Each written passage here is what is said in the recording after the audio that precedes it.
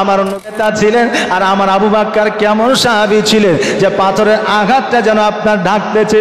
আবু বকর যখন পাথরের আঘাত কেন আপনার ঢাকছে, আমার নবীজি বলতেছে, এই আবু বকর, আবু বকর, আজকে তুমি যে পাথরের আঘাত কেন ঢাকো রে, আজকে আমি সব বুঝতে পারছি, জানতে পারছি। বলো বলো আবু বকর, আজকে তোমার কি খুব ব্যথা হয়, যন্ত্রণা হয়, তোমার কি খুব কষ্ট হয়? আমার আবু বকর সিদ্দিক রাদিয়াল্লাহু তাআলা আনহু বলে, ইয়া রাসূলুল্লাহ, ইয়া হাবিবাল্লাহ, খোদার কসম করে বলে নবী গো, যখনই আপনাকে সালাম দিলাম, আপনি যখন সালামের উত্তরখানা দিলেন, তখনই আমার সমস্ত শরীরে ব্যথা বেদনা যেন দূর হয়ে গেছে। জোরে বলেন সুবহানাল্লাহ। নবীর প্রেমে পাগল হইলে, নবীর প্রেমে পাগল হইলে আমার আল্লাহ তাআলা খুশি। নবীর দরুদ পড়ো দিবাহা নিশে, নবীর দরুদ পড়ো দিবাহা নিশে। নবীর প্রেমে পাগল হইলে, নবীর প্রেমে পাগল হইলে আমার আল্লাহ তাআলা খুশি। নবীর দরুদ পড়ো দিবাহা নিশে, নবীর দরুদ পড়ো দিবাহা নিশে। ও কি নবীর প্রেমে পাগল হইলে আমার আল্লাহ তাআলার দিদার মিলে গো। থাকো যদি যদ বাহালে, থাকো যদি যদ বাহালে, হইয়া প্রেম উদাসে। নবীর দরুদ পড়ো দিবাহা নিশে, নবীর প্রেমে পাগল হইলে, নবীর প্রেমে পাগল হইলে আমার আল্লাহ তাআলা খুশি। নবীর দরুদ পড়ো দিবাহা নিশে, নবীর দরুদ পড়ো দিবাহা নিশে। ও বাবারে ভাইরা, আমার নবী পাক সাল্লাল্লাহু তাআলা আলাইহি ওয়াসাল্লাম বলে, এই আবু বকর শোনো, আজকে যেই দিন থেকে ইসলামের প্রচার ও প্রসার প্রকাশ্যে আমরা শুরু করেছি, সেই দিন থেকে পাথরের যে আঘাত, কাফেরেরা যে যন্ত্রণা জ্বালা দিতে আরম্ভ করেছে, আবু বকর আমাদের যে কোনো সময় মদিনায় যাইতে হতে পারে। আবু বকর সঙ্গে সঙ্গে চোখের পানি যেন ঝরায়া যায়। আমার নবীজি বলতেছে, আবু বকর চোখের পানি কেন ঝরাও, বলো বলো, আজকে তোমার চোখে কেন পানি?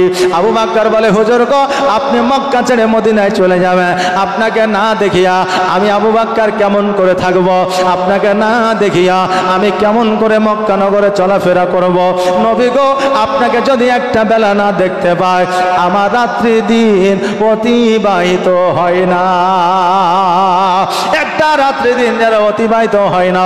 আমার নবী পাক সাল্লাল্লাহু আলাইহি ওয়াসাল্লাম বলে, এই আবু বকর, তোমাকে কে বলেছে, কে বলেছে যে আমি মদিনায় যাব, মক্কা ছেড়ে তোমাকে সঙ্গে নিয়ে যাব না? আবু বকর শোনো, আমার সঙ্গে তোমাকে মক্কা থেকে মদিনায় যাইতে হবে। আমার আবু বকর বলে, হুজুর কোন সময় কখন যাবে? আমার নবী পাক সাল্লাল্লাহু আলাইহি ওয়াসাল্লাম বলে, এই আবু বকর শোনো, জানি না কখনো যাইতে হবে, তবে আল্লাহ যখন অর্ডার করবে, আদেশ করবে, তখন মক্কা ছেড়ে মদিনায় হিজরত করতে হবে। আবু বকর সিদ্দিক রাদিয়াল্লাহু তাআলা আনহু বললে, ইয়া রাসূলুল্লাহ, ইয়া হাবিবাল্লাহ, ঠিক আছে, কোনো অসুবিধা না। এবার জানো আবু বকর সিদ্দিক বাড়ির দিকে চলে আসলে, হঠাৎ করে রাত্রিবেলা হযরত জিবরিল আলাইহিস সালাম আমার নবীর বাড়িতে এসে হাজির হয়েছে। আমার নবীজিকে ডাক দিয়ে বলে, ইয়া রাসূলুল্লাহ, ইয়া হাবিবাল্লাহ, নবী গো, আজকে আপনাকে মক্কা ছেড়ে মদিনায় যাইতে হবে। আমার আল্লাহ অর্ডার করে দিয়েছে, আমার আল্লাহ আদেশ করে দিয়েছে। এবার আমার নবীজি বললে, জিবরাইল, মক্কা ছেড়ে মদিনায় যাব। ও জিবরাইল, আমি যে মক্কা ছেড়ে মদিনায় যাব, ঘর থেকে বাইর হব, এই ঘর থেকে বাইর হওয়ার মতো পরিস্থিতি নাই, কেননা সকল কাফেরেরা আমাকে মারার জন্য আমার বাড়ি পর্যন্ত ঘেরাও করেছে। জিবরিল আলাইহিস সালাম বলে, ইয়া রাসূলুল্লাহ, ইয়া হাবিবাল্লাহ, আমার আল্লাহ তাবারক তাআলা আপনার দায়িত্বখানা নিয়ে নিয়েছে। অতএব হুজুরগো, একটা কোরআনের আয়াত পড়ে আপনি কিছু মাটি নিয়ে দরওয়াজার সম্মুখে ছিটিয়ে দেন। আপনার ওই মাটি ছিটার কারণে আজকে আপনাকে মারা তো দূরের কথা, আপনাকে তারা দেখতেও পাবে না। জোরে বলেন সুবহানাল্লাহ। আমার নবী পাক সাল্লাল্লাহু তাআলা আলাইহি ওয়াসাল্লাম মরুভূমি থেকে কিছু আপনার ধুলাবালি নিয়ে নিলেন, কোরআনের আয়াত পড়ে ফুঁক দিয়ে দিলেন, ছিটা দিলেন। ওই মানুষ ওই কাফেরদের সম্মুখ দিয়া আমার নবীজি যেন বাইর হয়ে চলে আসলেন।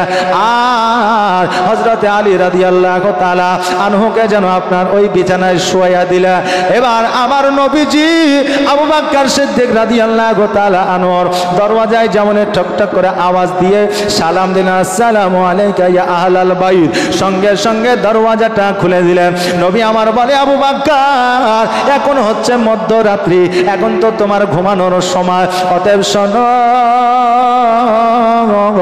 একবার আওয়াজ দেওয়া মাত্র দরওয়াজা খুলে দিলে কারণটা কি? আবু বকর বলে, ইয়া রাসূলুল্লাহ, আপনি যেই দিন থেকে বলেছিলেন মক্কা ছেড়ে মদিনায় হিজরত করতে হবে, কোন সময় কোন টাইম, দিনে না রাত্রে কথা বলেন নয়। এই জন্য আমি আবু বকর আজকে একদিন নয়, 2 দিন নয়, 4 দিন নয়, 5 দিন নয়, 40 দিন পর্যন্ত আমি কোনো দিন 1 সেকেন্ডের জন্য ঘুমাই না। জোরে বলেন সুবহানাল্লাহ। আমার নবীজি বলে, এই আবু বকর কেন ঘুমায় না? আবু বকর বলে, হুজুর গো, আমি যখন বিছানায় ঘুমায় যাইতাম আপনি দরওয়াজায় এসে ডাক দিতেন, আমি চেতন পাইতাম না। আমি ঘুম থেকে যদি উঠতে না পারতাম আপনি বেজার হয়ে যাইতেন, আর আপনি বেজার হয়ে গেলে আমার বড় বেয়াদবি হয়ে যাইত, আর আমার বেয়াদবি হয়ে গেলে আমি কাল কিয়ামতের দিনে জবাব দিতে পারতাম না। আমার নবীজি বলে, আবু বকর, আজকে তোমার এই ব্যবহার আচরণে আমি নব বড় খুশি। আজকে তোমায় ছাড়া আমি নবী জান্নাতে যাব না। তোমার মতো এত ভালো, তোমার মতো এত ভালো কেউ তো আমায় বাসে না, তাই তো নবী আমি তোমার দিওয়ানা, তাই তো রাসূল আমি তোমার দিওয়ানা। তোমার মতো এত ভালো, তোমার মতো এত ভালো কেউ তো আমায় বাসে না, তাই তো নবী আমি তোমার দিওয়ানা। ও কি শুনেছি কিতাবের লেখা, নবী ছাড়াই আমার জীবন ফাঁকা গো। জোরে বলেন সুবহানাল্লাহ। ও কি শুনেছি কিতাবের লেখা,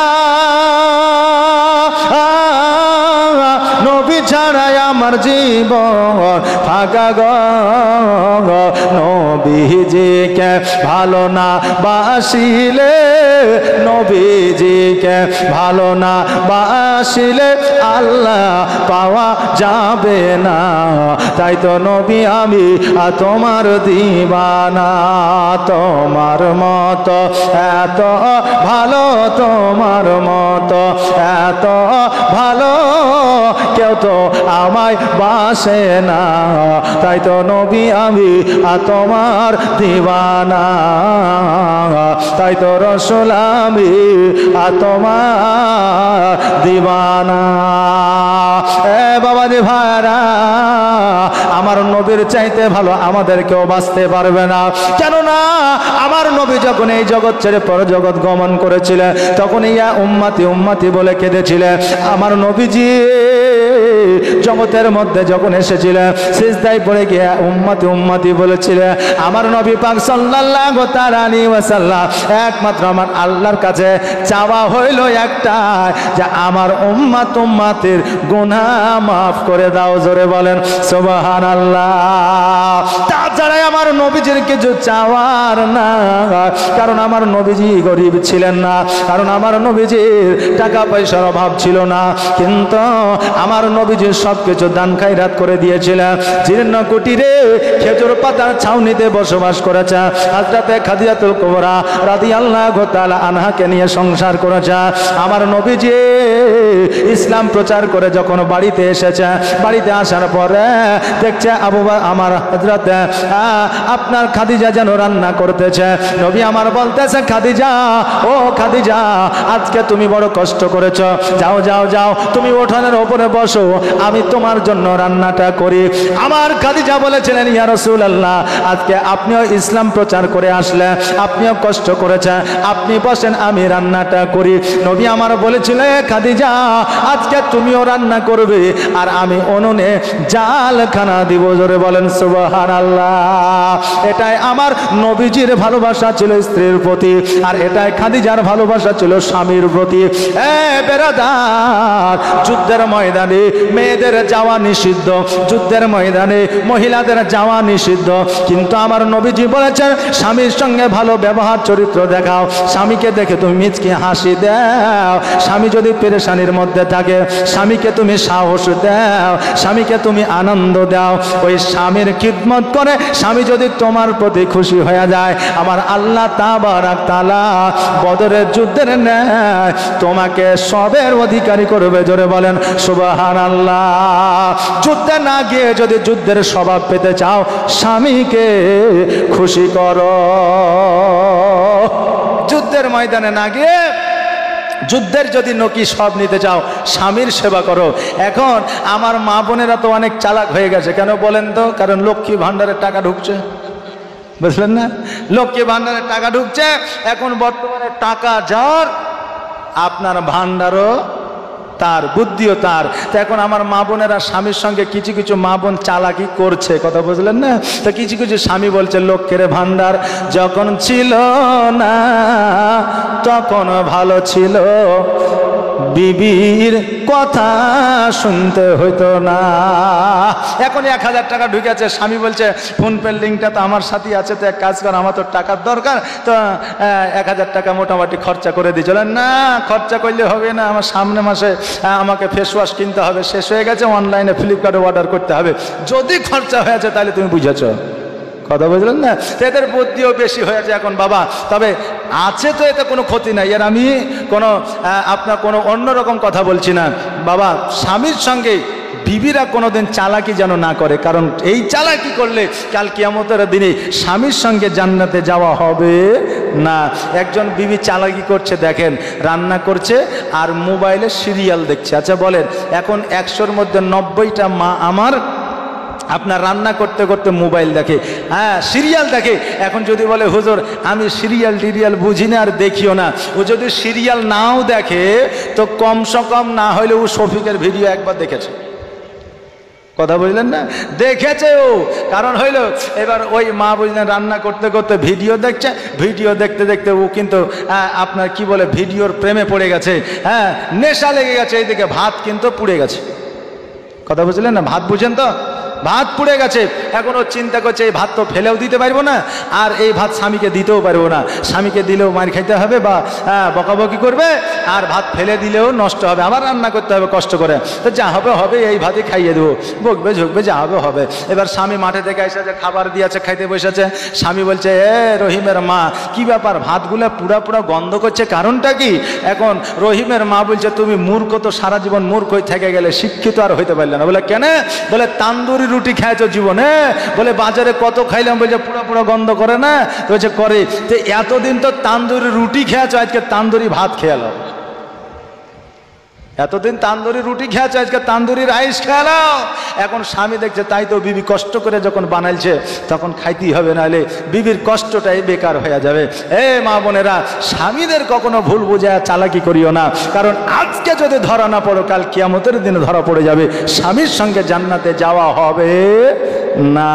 অতএব যে বিবিরা জান্নাতে যেতে চাও, স্বামীরে কোনোদিন মিথ্যা কথা বলিও না। আমার বাবাজি ভাইরা, আমার দয়ার নবী, মায়ার নবী সাল্লাল্লাহু তাআলা আলাইহি ওয়াসাল্লাম উনুনে জাল দিলেন আর